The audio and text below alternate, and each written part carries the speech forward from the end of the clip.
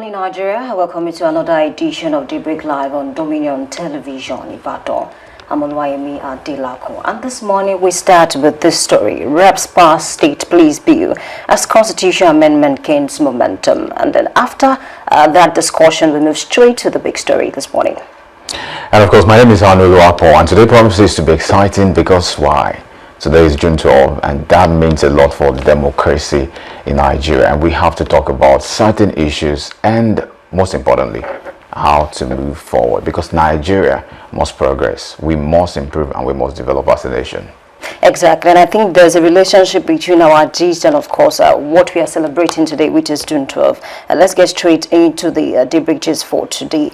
So yesterday, the House of Reps decided to pass the bill for the state police. And then for people who might be asking, why are people clamoring for state police? I think, some governors, state governors have complained bitterly, that they just carry the title of the chief security officer of the state and they do not have the power to control the police. And I think a very good example is Governor Seyi Makinde of your state. When he visited the scene of where people were abducted, a few weeks back, he mentioned it as well. And then even though some members of the APC were saying if he cannot do what he needs to do, he should probably resign. But beyond Makinde, I think all the governors have also clamored for the same thing, that let's have state police, because there are several advantages of having state police in the country. One of it is the fact that these people will understand, the culture of the state, of the nooks and crannies. They understand, certain things that other people from other states might not understand. The peculiarities of each state, is also very key. And then one more thing is that it can actually, ensure swift reaction, to security threats, unlike when you need to, go through certain individuals before you can actually, attend to some situation. And then one more thing is it will help our intelligence system as well. And so the House of Reps decided to pass this bill, and then but the Senate, which is the other chamber, decided to pass from the second reading to the committee stage, because I think I'm aware that before a bill can become a law, it will go through 7 stages.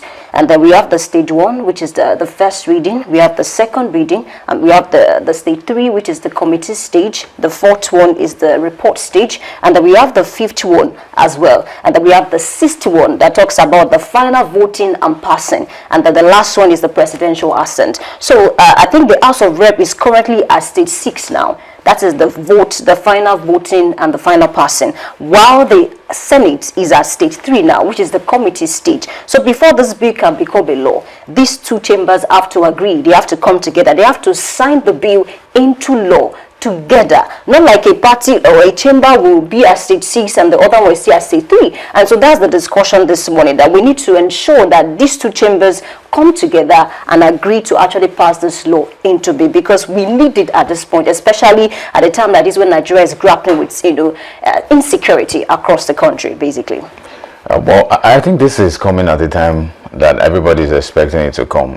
There's been conversations back and forth here and there about state police in the country, Nigeria, and especially now that the insecurity case has risen to the neck region. So it calls for a swift execution of that policy or bill, if so to say. So I really want to say a big, maybe not thank you, but kudos to the reps, of course, for starting and improving and expediting action on this particular bill. It's something we've been looking for a long time to come, and now we understand how that this is even a good thing. To start with, I would say, according to projections and what some of the things we have, if you look at the data set empirically, you would understand that the United Nations quota for people ratio to police is just 1 person to 1 policeman to about 450 persons. That's the standard. But what we have in Nigeria, because we understand there's a shortage in the system in the police units, and this means that Nigeria has over 1 police officer manning over 500 to 600 people.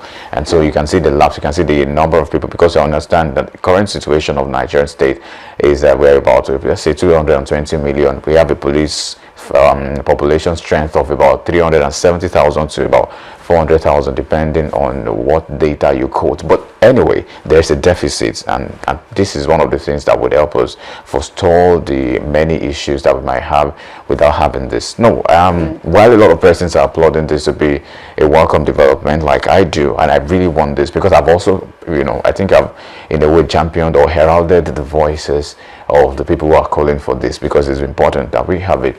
And as a thing to look out for. Yeah, so one. The other part is where there is a question, and the question is actually about that a police force is only as effective as the institution controlling it.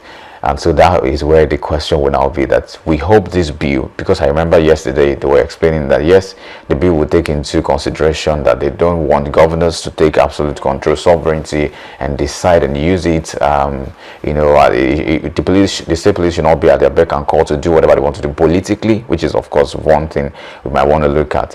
There should be a national police unit or commission that is in charge of state policing also in that realm. And again, many persons are asking the very common popular question, and that is, who gets to foot the bill? Because that's also important. Because if you don't consider that, it only means that states that are generating higher revenue would do well. They would have a very good structure. They have a good run of the state policing, while poorer states will suffer. And so when they suffer, most likely what's going to happen is that the government in power might need to do a lot of deciding for them. So whatever he says, they do, because they also want to get money. And we understand there's no security outfit or architecture that does not come with a lot of financial liability or perhaps financial investment. You need to invest heavily, because these are a new set of people. They need uniforms, they need weapons, they need places where they will stay. So it costs a lot, right? So states that are poorer might find it difficult to manage. So this is one of the things we are looking at. So if we want to have it, let's have it more comprehensive. Let's have it to take into consideration these and that, some of the pros and cons. Let's put it together. What about states like this that are not generating as much as this? How can we still balance it out? I think that's one of the ways we should look at it going forward.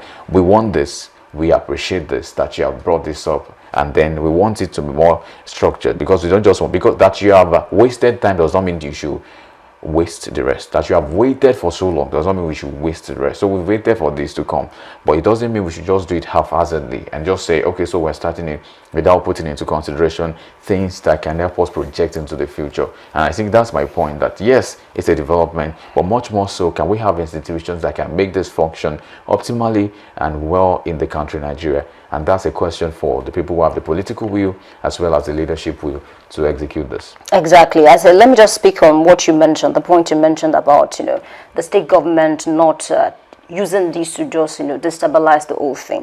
I think one thing that they are trying to put in place is to ensure that they establish a police service commission that will monitor the activities of these state police in every state, to ensure that, they work perfectly and they do not override even the powers or authorities of the federal. Because at the end of the day, we should not, establish something that can affect what we have on ground before that thing came. So there should be a synergy, in as much as these people can, work together. I think we're going to achieve, great results in the country. And I think it's a fine place to leave that discussion this morning. Thank you for being a part of this segment. We take a short break, and when we come back, we move straight to Big Story.